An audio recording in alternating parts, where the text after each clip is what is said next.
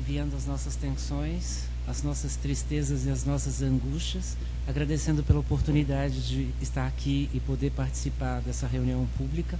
Vamos orar. Pai nosso que estais nos céus, santificado seja o vosso nome, venha a nós ao vosso reino, seja feita a vossa vontade, assim na terra como nos céus. O pão nosso de cada dia nos dai hoje, Senhor. Perdoai as nossas ofensas, assim como nós perdoamos a quem nos tem ofendido, e não nos deixei que caímos em tentação, mas livrai-nos do mal. Amém. Assim seja.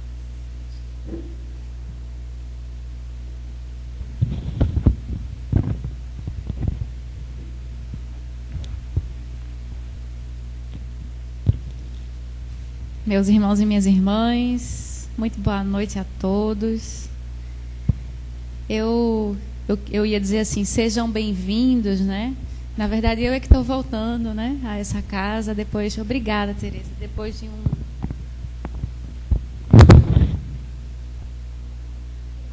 Alô? Pronto. Todo mundo está me ouvindo?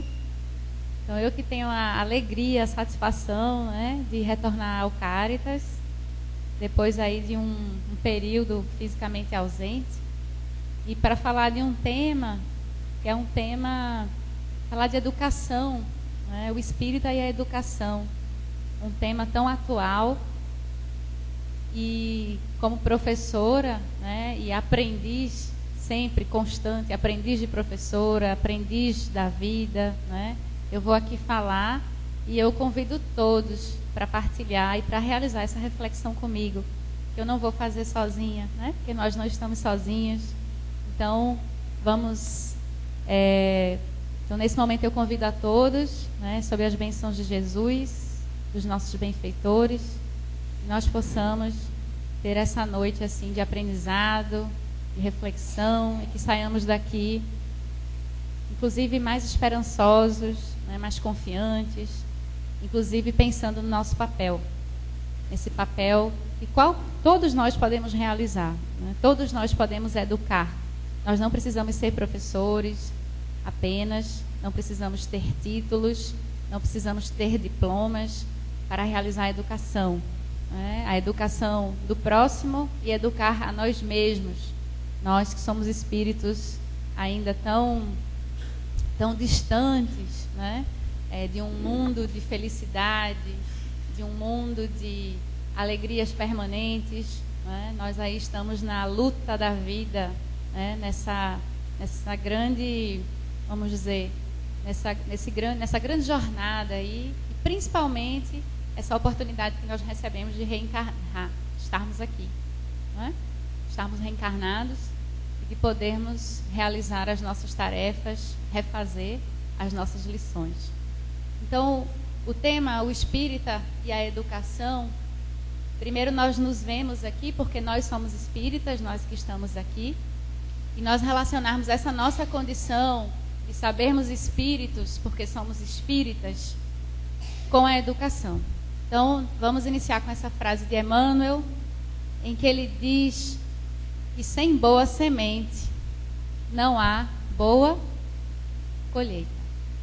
Então, quer dizer, como nós somos o resultado da nossa própria obra ou das nossas obras. E para que nós realizemos essas obras, nós precisamos de direção. Nós precisamos de condução. Não podemos dizer, estou caminhando, em algum lugar eu vou chegar, mas eu não sei para onde vou. Não. Nós temos que saber aonde queremos chegar.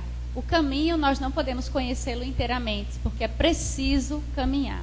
Mas é preciso saber em que direção nós estamos caminhando, né? Ainda que haja tantas curvas, obstáculos, em certos momentos parece que nós paramos, ficamos emperrados no trajeto, ou parece que não estamos fazendo nada, mas nós nos enganamos, porque nós estamos fazendo.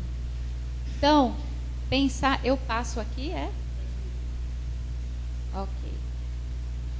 Então, o espírita e a educação, esse pensamento de André Luiz, que está no livro Conduta Espírita, psicografado por Chico Xavier e Valdo Vieira, ele nos chama a atenção para o compromisso, nós, como espíritas.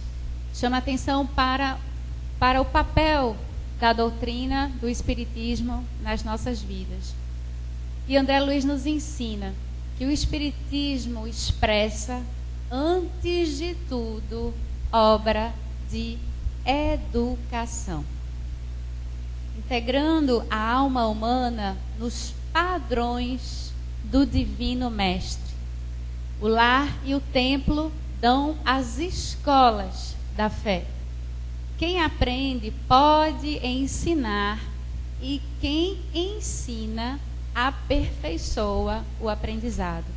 Vejam que o movimento é constante e é dinâmico, né? As ações a que somos convocados nessa grande teia de amor e de fraternidade, nessa grande rede, né? Nesse movimento constante, né? De doar, de receber, e aí nós nos entrelaçamos, e aí um galo sozinho não tece um amanhã, não é? Como diz um poema tão conhecido de João Cabral de Melo Neto, não é? Então, é nessa rede em que nós estamos envolvidos. Por isso que ninguém está sozinho e ninguém vive sozinho, não é? Uma mensagem que nós lemos essa semana no Peixotinho, intitulada Um Pouco de Fermento, Emmanuel, essa mensagem é do livro Fonte Viva, e Emmanuel fala exatamente disso, né? Dessa capacidade que nós temos, essa fermentação, enquanto o que nós podemos doar, o que nós podemos emanar, de como as nossas ações, as nossas palavras, elas de alguma forma influenciam, elas de alguma forma atingem, elas chegam, né? Elas são emanações. Então, aqui é clara o Espiritismo, que é, antes de tudo, obra de educação. Antes de tudo. Por que o Espiritismo é obra de educação? Que frase importante para nós pensarmos, não é? O Espiritismo, antes de tudo, é obra de educação. Portanto, não é simplesmente uma religião no sentido tradicional, em que eu devo aderir, eu me torno adepto, ou me converto, e a partir daquele momento eu sou outra pessoa. Não se trata disso. Porque se o Espiritismo é, antes de tudo, obra de educação, significa dizer que é um trabalho que portanto, envolve construção. Portanto, é o aprimoramento, o aperfeiçoamento de um espírito. E todos que estamos aqui somos espíritos, encarnados ou desencarnados. Todos. Então, se é obra de educação, não é num estalar de dedos, não é vestindo uma roupa determinada, não é ocupando um espaço numa tribuna, por exemplo, não é dizendo que eu vou permanentemente ao templo ou à casa espírita, que eu vamos dizer, que eu opero o meu processo de educação. Por quê? Porque não é um ato externo, ele é algo interno. E daí a necessidade de quê? De transformação. O Espiritismo nos fala tanto da reforma íntima. E essa reforma íntima, ela não se dá, ela não acontece se nós não nos educarmos. A educação tem um sentido muito profundo. Quando eu digo que não basta apenas vestir uma roupa, matricular-se, receber uma carteirinha de adéso a determinado grupo, né, a determinada religião, não é suficiente, porque esse movimento ele é externo. A grande necessidade a que Jesus nos convoca, veja que Jesus não falou, ele não criou nenhuma religião. E com as suas ações e com as suas palavras, ele nos chamou a atenção exatamente para essa integração da alma humana aos padrões do Divino Mestre. Quer dizer, ora, a gente pode substituir aqui, pensando, Jesus veio nos ensinar essa ligação, ou essa religação com Deus, né? Então, por isso que o Espiritismo ele não pode ser visto como uma religião no sentido tradicional. Vejam que nós não temos ritos, não é, a cumprir rituais. Cada casa espírita organiza o seu modo de funcionamento, não é? Mas nós temos o Livro dos Espíritos como uma base fundamental, né, necessária, e precisamos ler, precisamos estudar, e que é um grande manual de ética, de conduta, né? É um grande manual, na verdade, de direcionamento para as nossas ações, né? Então, é muito importante entendermos isso. O Espiritismo é, antes de tudo, obra de educação. Então, não se trata simplesmente de uma religião, porque se nós não nos educarmos, nós passaremos em vão até pelo Espiritismo, não é? Porque é preciso que o nosso coração, os nossos pensamentos, os nossos conhecimentos estejam integrados nos padrões do Divino Mestre. Estejam integrados nessa ética, nessa moral, né? Que tem Jesus como modelo e guia, né? E que o Espiritismo vem revivificar. Ele vem, na verdade, através da obra codificada por Allan Kardec, um homem muito corajoso, um homem de grande coragem, um intelectual de alta envergadura, um pedagogo, professor, é um cientista e um homem de muita coragem por assumir todo esse trabalho, durante 15 anos, e de dedicar a sua vida, que leva inclusive ao seu próprio desencarne, porque foi muita dedicação, que compromete a sua saúde e que levam a Kardec aos 65 anos, Kardec desencarna, né? Então, avançando na nossa... começamos a falar de Kardec, porque falamos que o Espiritismo é, antes de tudo, obra de educação. Falamos do trabalho de Allan Kardec. Nós não podemos, ao situar Allan Kardec, ao situar esse nosso tão querido irmão, a quem devemos tanto respeito, porque o trabalho de Kardec, ele não é apenas para nós que estamos aqui encarnados, para toda a espiritualidade que povoa o planeta Terra, para os espíritos que estão desencarnados, que continuam aprendendo com a obra de Allan Kardec. Não é apenas para nós, não apenas para nós que estamos encarnados. Então, quando nós falamos de Allan Kardec, nós não podemos esquecer desse senhor, que foi um grande responsável pela formação intelectual e moral de Allan Kardec, que é exatamente Pestalozzi. Então, para quem não sabe, Allan Kardec, ele sai de Lyon, da cidade de Lyon, na França, que é onde ele nasce. Ele sai de Lyon aos 10 anos de idade com os pais e vai para Yverdun, que é uma pequena cidade na Suíça. E é em Yverdun que ele passa a estudar nesse instituto, nessa escola, que é conduzida por Pestalozzi.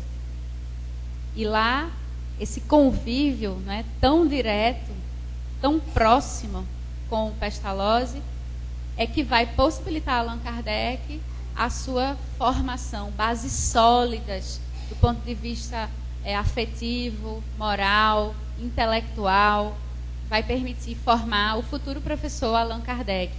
E quando ele já estava um pouco mais velho, já com 15 anos, ele já começava a dar aula para as crianças. Muitas vezes Pestalozzi tinha que sair de Verdun para poder abrir novas escolas, para poder divulgar as suas ideias, a sua pedagogia, que é a pedagogia do amor, e deixava Kardec responsabilizando-se pela educação das crianças.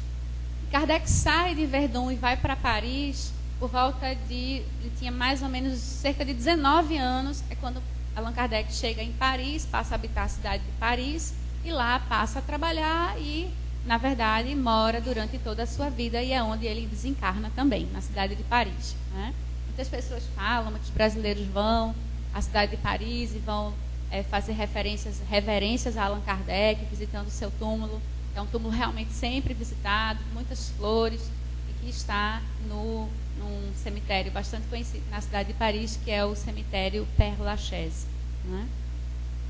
Então, eu tive a oportunidade de conhecer o local onde o Livro dos Espíritos foi publicado, na Galeria de Orléans, no Palais Royal, em Paris.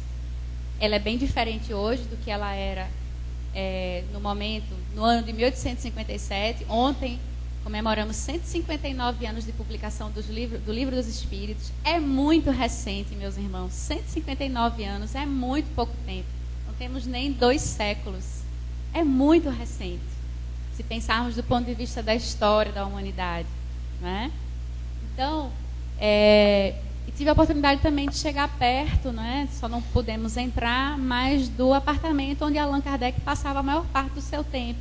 Na verdade, uma casa-escritório, onde ele dormia e trabalhava, e é onde ele desencarna, né? Fica ali também perto do Palais Royal, né? Então,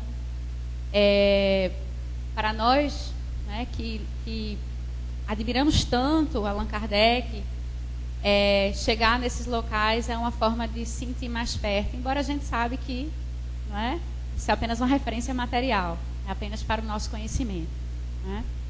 Então, não podemos, quando nós pensamos que o Espiritismo é, antes de tudo, obra de educação, quando pensamos em Allan Kardec, não podemos dissociá-lo da figura de Pestalozzi, de Jean Pestalozzi. Então, um dos biógrafos de Allan Kardec, que é André Moreuil, faltou o M aí, que não está aparecendo na edição, não sei porquê. Aí está aparecendo, não é o M? Aqui não aparece o M, mistério. Então, ele, no livro que escreveu, chamado Allan Kardec, Sua Vida e Sua Obra, ele diz o seguinte: a vida de Allan Kardec, que se identifica com a fundação do Espiritismo prático, não é compreensível sem a vida de Denisard Hippolyte Léon Rivail em sua fase escolar. É exatamente isso que eu falei anteriormente. Quer dizer, não dá para dissociar a figura de Allan Kardec da figura de Denisard Hippolyte Léon Rivail, que estuda, na verdade, com Pestalozzi, né? E que tem toda a sua vida, né, dedicada à educação, né, à formação, à instrução. Então, não é possível dissociar. E é por essa razão que nós vamos observar, bem rapidamente, alguns fundamentos que dão base para a concepção de educação de Pestalozzi. Então, Pestalozzi, nós podemos atribuir a Pestalozzi o que se denomina como a pedagogia do amor. E pela pedagogia do amor, o que é que nós identificamos? Cristianismo essencial, sem implicação ritualista e dogmática, com profundo compromisso existencial e ético. Proposta cristã como facilitadora da realização plena do ser. Quem vai dizer isso é Dora Encontre, num livro intitulado Pedagogia Espírita. Dora Encontre é outra educadora, pedagoga, professora da USP, né? Então, quer dizer, essa proposta cristã como facilitadora da realização plena do ser. Vejam a consequência de um entendimento como esse, que não é uma realização do ser por meio da castração, por meio da opressão, por meio da culpa, não é? Por meio de incutir uma ideia de pecado, portanto, de realçar os erros, as faltas, não é? Então, aquilo que nós estudamos, aquelas figuras assim tão, vamos dizer, esses contrastes, né, tão marcados entre o que é o céu e o inferno, os anjos e os demônios, né? Então, quer dizer, isso vai ter um impacto na formação de Allan Kardec, e a gente vai ver isso em toda a literatura espírita e nas obras da decodificação, né? O que são, na verdade, o que é esse céu, o que é esse inferno, o que são esses anjos, esses demônios. A gente vai ver que ninguém está condenado ao pecado eterno, né? A própria visão, o nome pecado nem é uma palavra que marca a doutrina espírita. Nós vamos falar de quê? Das nossas faltas, dos nossos erros, da nossa necessidade de ajuste, de aperfeiçoamento. Então, vejam que a base é bastante há sempre movimento nesse sentido, não é? Errou, recebeu uma nova oportunidade de ressarcir, não é? Na verdade, de refazer esse traçado, de refazer essa caminhada, porque não existem, não vamos falar de pecadores, não é? Existem espíritos imperfeitos que somos nós, que estamos em plena luta da vida física por uma grande necessidade de reajustamento moral, por uma grande necessidade de autoconhecimento, porque não há reajustamento que não passe pela necessidade de nos conhecermos, colocarmos a lupa dentro de nós mesmos, observarmos, né, as nossas imperfeições, os nossos egoísmos, o orgulho que ainda habita em nós, esse orgulho tão pernicioso, não é, que trava essa libertação nossa, não é, porque faz com que nós sejamos resistentes a essa pedagogia do amor, não é? A essa grande e necessária tarefa de aprender a amar.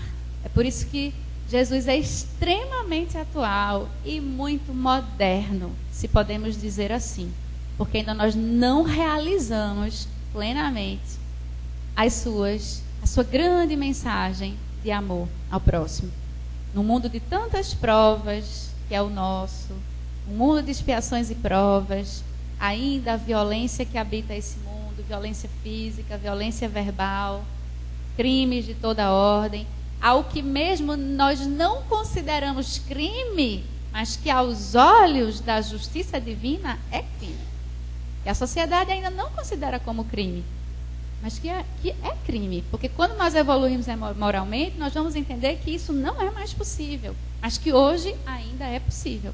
Não é?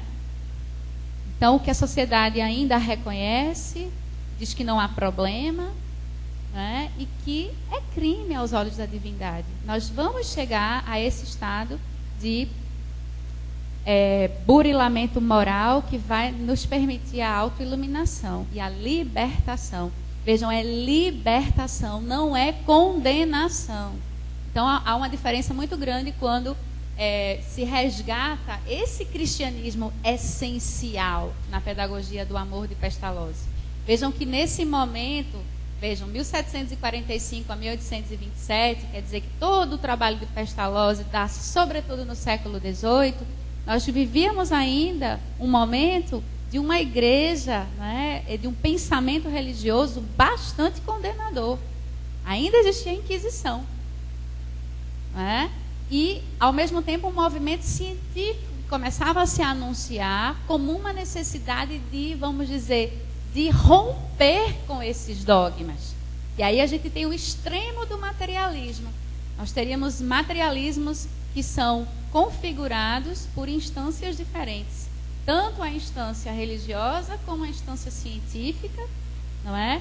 A religiosa, que não deveria ser materialista, mas não é? Pela interpretação humana, que é falha, né, dos ensinamentos do Cristo. Então vejam que o Espiritismo surge no momento certo. Ele não poderia surgir sem um momento de advento da ciência, do que a gente pode considerar aí de uma ciência que se instala na modernidade. Não poderia. Né? Então, além do cristianismo essencial, sem implicação ritualista, quer dizer, não é o rito, não é o aparato externo, é o que está dentro.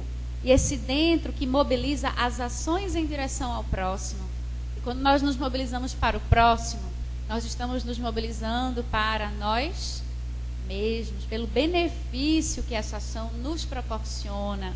Né? Os nossos dentes que são amarrados, eles começam a desamarrar. Nós começamos a sorrir um pouco mais, porque nós começamos a ver a dor do outro. E aí nós nos deslocamos de nós mesmos e vamos entendendo, não é, que é preciso nos fraternizar, nos solidarizar. A minha dor não é só minha, não é? Há muitas dores, há dores semelhantes à minha. E como é que eu vou tratar? Eu vou eu vou tratar essa dor. Não é? É a minha dor, a minha doença, o meu problema. Vejam como é que nós estamos nos referindo, né? A minha dorzinha, o meu remedinho, a minha doença, não é? Então é um pensamento ainda bastante, vamos dizer assim, nós somos meio que esses pedintes espirituais, né? No sentido de sempre sermos as vítimas do processo, estamos sempre pedindo, né? Pedindo, e nós não fazemos, muitas vezes, né? Então, outro ponto, em consequência de tudo isso, seria o homem como obra de si mesmo e a criança como herdeira da divindade. Vejam que a pedagogia do amor de Pestalozzi, ela não está desvinculada do sentimento de divindade que habita, que nos constitui, que faz com que sejamos o que somos. Nós somos filhos de Deus, mas sem ritualística, sem essa moralidade castradora, condenadora, sem palmatória, entende? Do que a gente observa numa pedagogia repressora, né? de violência física, inclusive, entendendo que a violência física vai consertar o homem, que a violência física vai colocar no eixo. Né? Não é assim que a gente escuta e que já escutamos. Então, é um movimento bem diferente. Por isso, é revolucionário, se podemos usar essa palavra, revolucionário no sentido de transformador. Não no sentido do combate, de luta armada, não é isso. Mas é da transformação.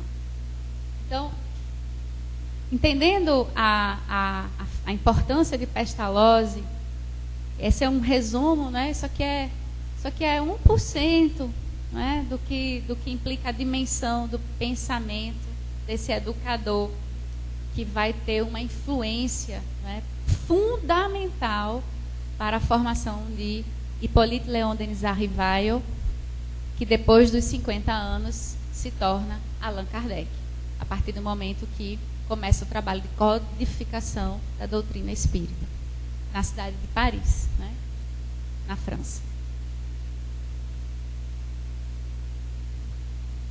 Então, o pensamento de Dorian Contrin sobre essa pedagogia do amor, tão atual, tão necessária, é que ela vai dizer o seguinte: que o desafio da educação é despertar esse ser moral para que ele empreenda sua autoconstrução.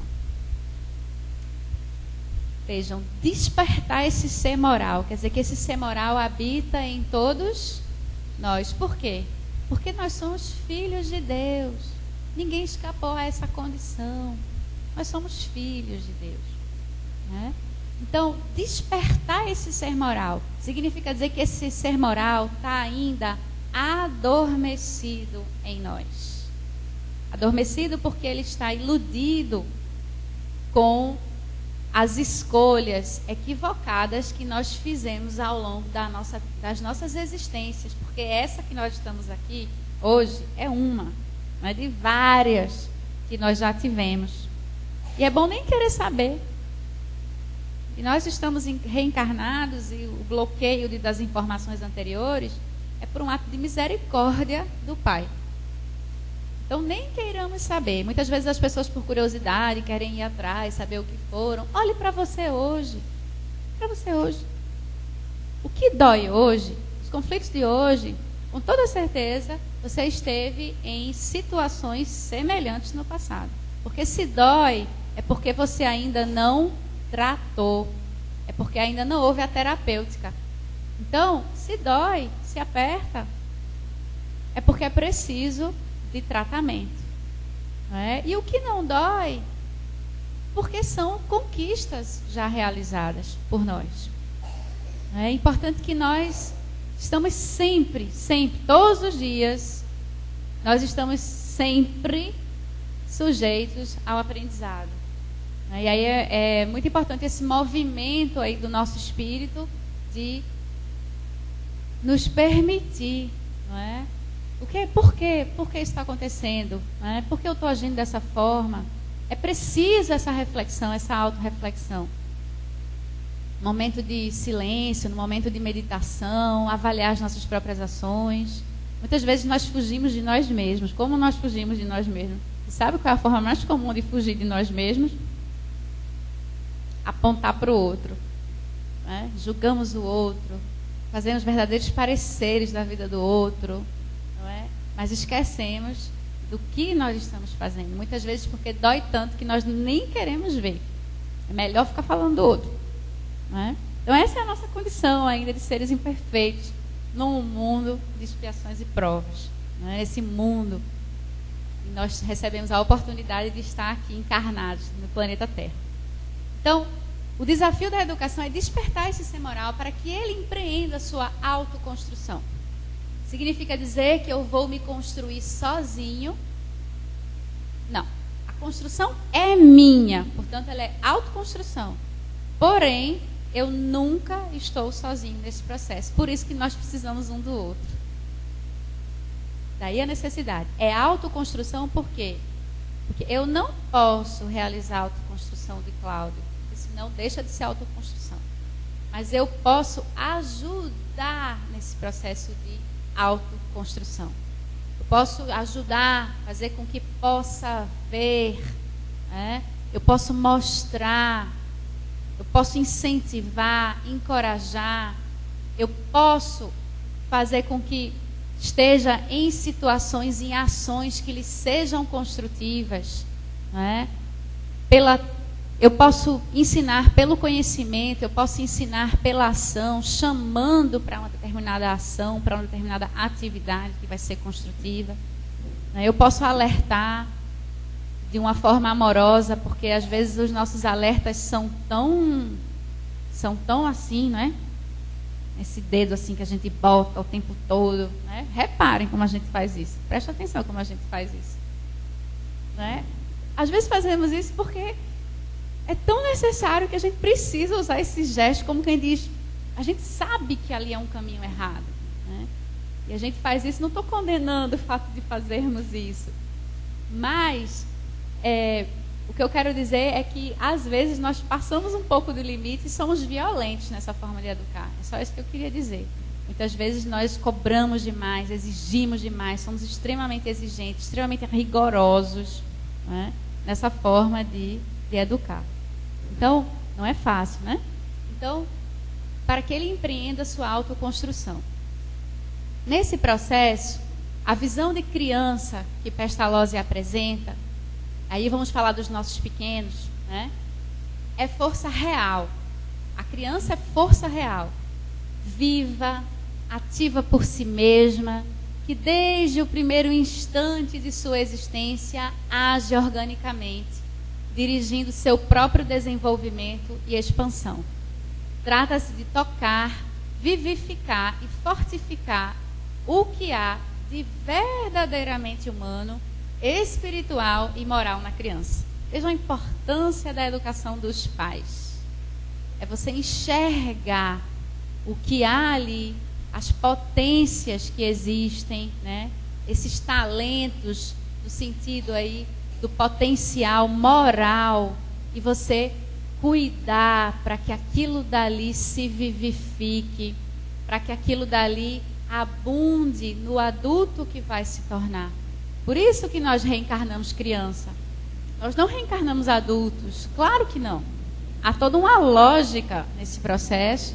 Precisamos chegar muito pequenos, pequeninos, frágeis, necessitados, para que nessa condição de fragilidade nós possamos ser abraçados, possamos ser acalentados, possamos ser nutridos desse componente fundamental da vida, que é o amor. É por isso que fala-se tanto, né, do cuidado que temos que ter com as crianças, e realmente, por quê? Porque ali você está formando aquele adulto, né, recém-chegado, veio em forma de criança, vem com todos os seus arquivos, embora não estejam acessados, mas está tudo lá no espírito, né? Mas esquecimento de tudo isso. Então, os pais, os avós, né? Tios, tias, a família inteira, os amigos, quer dizer, todo mundo que vai cuidar, que vai abraçar essa fase da primeira infância que é tão importante. Essa primeira infância. Reparem que nós, como adultos, temos imagens da nossa primeira infância. Essas imagens que nos acompanham. Quando essas imagens são envolvidas de tanta amorosidade, de experiências que levamos para a vida inteira, não é? Como isso constrói o adulto? Essas marcas estão em nós. Então, o papel dos avós é muito importante nesse processo, né?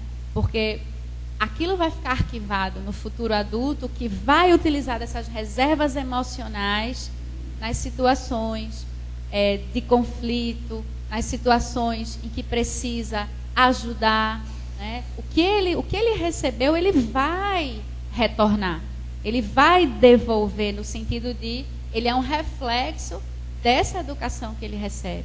Por outro lado, se pensarmos nas crianças que são violentadas fisicamente, e isso existe, isso é um fato real na nossa sociedade, as crianças que são educadas ao vento, ou que, na verdade, não tem nenhuma forma de educação nesse sentido de um direcionamento, imaginem como serão esses adultos, não é? Então, e que a gente observa alguns monstros, entre aspas, sociais adultos, pela falta, não é por um... É a falta exatamente dessa, vamos dizer assim, de fazer essa recarga, de nutrir dessa bagagem de amorosidade e de referência. Por isso que os crimes cometidos na infância e a pedofilia também, não é, a pedofilia principalmente é um dos atos mais... Fica até difícil eu procurar uma palavra aqui. Quem me ajuda? Hediondos que se pode cometer com a criança. Você desestabiliza completamente o adulto, tenha certeza. Né? Então, se não tratado a tempo, se não poupado, né, o que isso vai gerar no futuro. Então, não há suporte emocional para aguentar a carga, né, de uma situação como essa, para uma criança.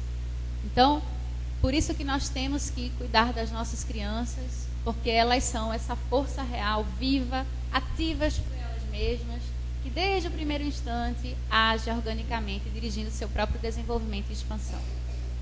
Então, tocar, vivificar e fortificar o que há de verdadeiramente humano, espiritual e moral na criança. A nossa sociedade, ela já foi muito mais violenta do que nos dias de hoje. Métodos como a palmatória e outros métodos violentos eram considerados normais. Né? Hoje em dia a gente tem o Estatuto da Criança e do Adolescente, a gente tem formas de proteção à criança, de modo que ela pode ser recolhida e retirada do seu próprio lar. Né? Isso é um dado, isso é um fato. Isso acontece, existe na nossa sociedade, infelizmente. Né? Então, vivificar, tocar, né? É preciso ter muita atenção, observar as ações, as atitudes da criança, porque o momento é ali de intervir. Não é deixar que a vida dê jeito, não é deixar que futuramente vai aprender. Isso aí seria um outro tema, né? A gente poderia fazer uma palestra só sobre isso, a gente pensar da responsabilidade que os pais têm com os filhos, nesse sentido, né? De retornar esses filhos que são filhos de Deus para a divindade, né? Que estão nesse momento como filhos encarnados de um casal, né? Mas que em outra existência pode ser de outro casal, pode estar em outra situação, mas de retornar para Deus nesse grande trabalho de, vamos dizer aqui, de despertar o ser moral, para que ele empreenda a sua autoconstrução, né? É ajudar, é trabalhar esse ser. Então, tão necessário esse trabalho. Então, no livro Pedagogia Espírita, José Herculano Pires, ele nos diz, filósofo, né, estudioso da doutrina espírita, ele nos diz o seguinte, que o grande pedagogo, Allan Kardec, discípulo de Pestalozzi, interessava-se por todos os fenômenos que pudessem dar-lhe um conhecimento mais profundo da natureza humana. Partia do princípio de que o objeto da educação é o homem, e por isso o pedagogo tinha por dever aprofundar o conhecimento do homem. Por quê? Porque a matéria, o objeto da educação é o próprio homem. Então, vejam como nós aprendemos educando.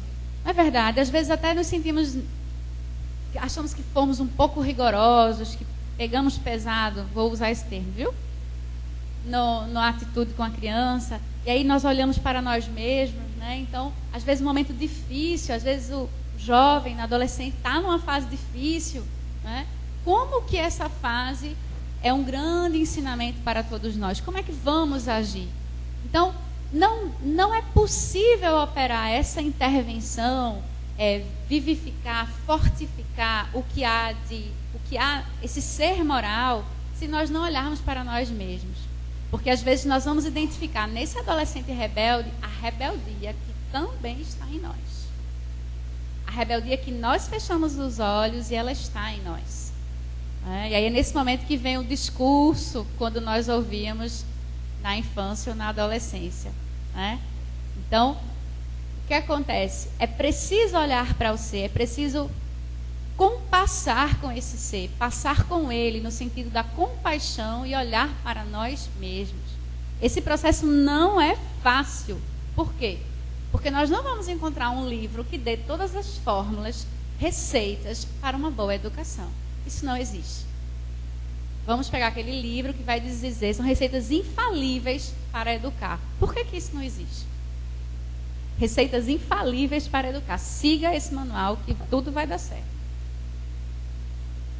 Porque se nós formos seguir receitas infalíveis, como é que nós vamos aprender no processo de educar o outro também? Que é um grande aprendizado. Educar é um grande aprendizado.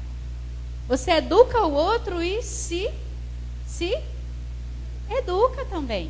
Não é possível colocar essas fórmulas prontas. Porque existe faculdade para formar pai e mãe?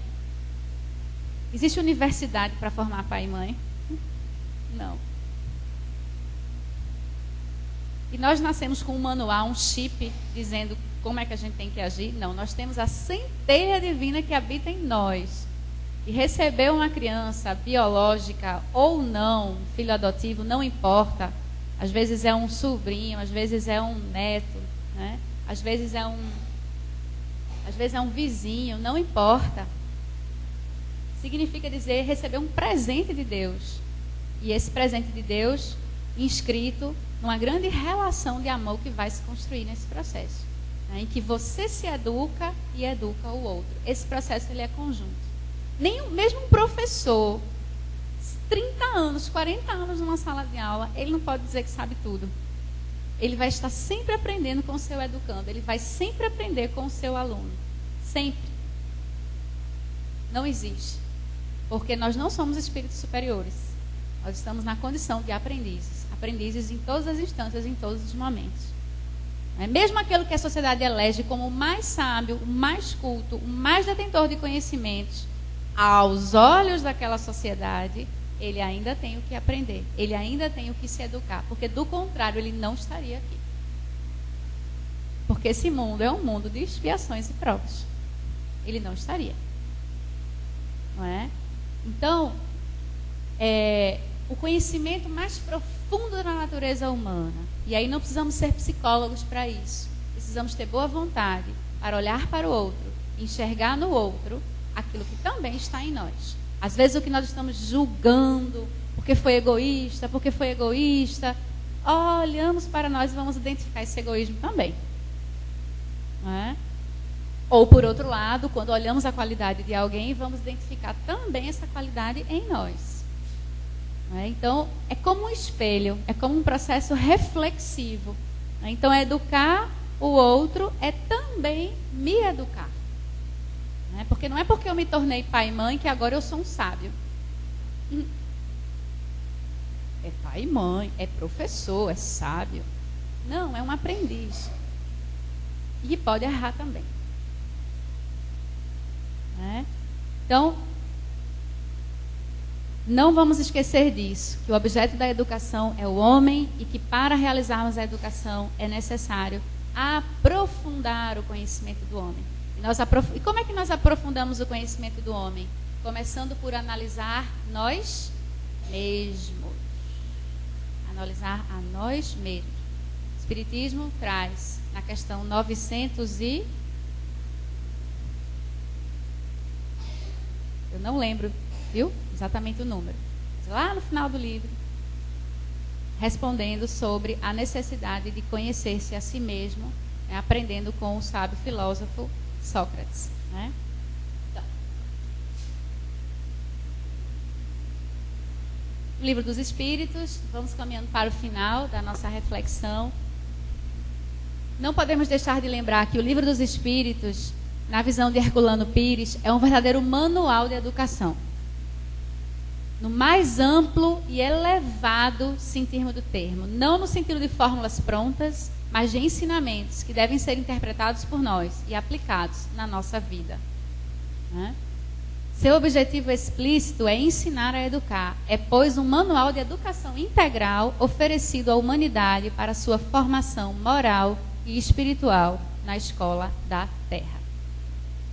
Mas é um manual diferente. Não é um manual no sentido de você tem que fazer assim. Mas se você não fizer assim, você vai ser condenado, vai arder eternamente no fogo. Não é. Ele são as diretrizes éticas que a interpretação de homem, a interpretação da vida corpórea, a interpretação da vida futura, a interpretação das leis morais que nos regem, né, que povoam a nossa vida, com a contribuição todos esses ensinamentos, como é que nós vamos traduzir e interpretar para a nossa vida física, para as lutas, para as relações em que estamos nesse momento. A nossa condição atual. Então, um manual de educação integral. Esse manual de educação integral, nós não podemos esquecer desse cristianismo essencial que que está na base dos ensinamentos de Pestalozzi, que, por sua vez, vão influenciar plenamente a formação de Allan Kardec. Então, Pedagogia Espírita de Herculano Pires. Para começarmos a finalizar, eu gostaria de recorrer ao Livro dos Espíritos, na pergunta 383, em que se indaga qual para este, quer dizer, para o espírito, a utilidade de passar pelo estado de infância. Por que nós precisamos da infância? Encarnado, com o objetivo de se aperfeiçoar, o espírito durante este período é mais acessível às impressões que recebe, falamos disso aqui, capazes de lhe auxiliarem o adiantamento para que devem contribuir os incumbidos e educá-los. Então, essa é a nossa condição. Nós estamos mais acessíveis às impressões e, por sua vez, nós, como responsáveis, como educadores, temos maior condição de auxiliá-los, exatamente por essa condição de estarem acessíveis às impressões que recebem. E a outra pergunta do Livro dos Espíritos, que é a pergunta 385, é uma pergunta que tem uma resposta longa, mas eu vou colocar apenas um pequeno trecho. E nessa pergunta, que é a 385, ele vai perguntar o que acontece. Vamos ver aqui a pergunta 385. Ele vai falar sobre essa fase, por exemplo, que o espírito, de repente, ele começa a mudar de caráter. Ele diz o seguinte: que é o que motiva a mudança que se opera no caráter do indivíduo em certa idade, especialmente ao sair da adolescência? É que o espírito se modifica? Então, essa é a pergunta 385, e eu não vou colocar a resposta inteira, porque essa resposta ela é longa, mas eu vou recortar aqui para o que é importante na reflexão de hoje. Ele diz, a respeito das crianças, né? As crianças são os seres que Deus manda às novas existências, para que não lhe possam imputar excessiva severidade. Dá-lhes ele todos os aspectos da inocência. Não foi, todavia, por elas somente que Deus lhes deu esse aspecto de inocência. Foi também, sobretudo, por seus pais, de cujo amor necessita a fraqueza que as caracteriza. Ora, esse amor se enfraqueceria grandemente à vista de um caráter áspero e intratável. Ao passo que, julgando seus filhos bons e dóceis, os pais lhes dedicam toda a afeição e os cercam dos mais minuciosos cuidados. Nessa fase é que estes lhes podem reformar os caracteres e reprimir os maus pendores. Por isso que a infância não pode passar desapercebida. A infância é infância e precisa ser vivida. Exatamente nessa condição de maior suscetibilidade a receber as influências dos educadores. A infância tem que ser vivida e ela não pode passar desapercebida na condição em que nós estamos. Em mundos mais evoluídos, a infância é mais curta. Não é o nosso caso. Porque nós precisamos desse longo processo de, vamos dizer assim, para calibrar, para abastecer, para poder destacar, fazer vir, fazer aparecer, fortificar esse ser moral que habita em nós. Essa é a fase da infância. Então, vejam, essa parte da pergunta 385 não dialoga diretamente com o enunciado, porque eu destaquei exatamente a parte que fala da criança, da infância. E aí vocês vão recorrer ao Livro dos Espíritos, questão 385, para ler a resposta completa, principalmente quem tiver com adolescente aqui, né, e que precisa tá vivenciando essa fase do filho adolescente, né, ou familiar adolescente. Então vai ler lá a pergunta. Qual é a pergunta? 385, vai ler a resposta completa do Livro dos Espíritos, certo? Então, para finalizar, nós já acabamos o nosso tempo e eu farei a prece, é isso? Ou alguém fará a prece? Alguém gostaria de fazer a prece para finalizarmos o estudo de hoje?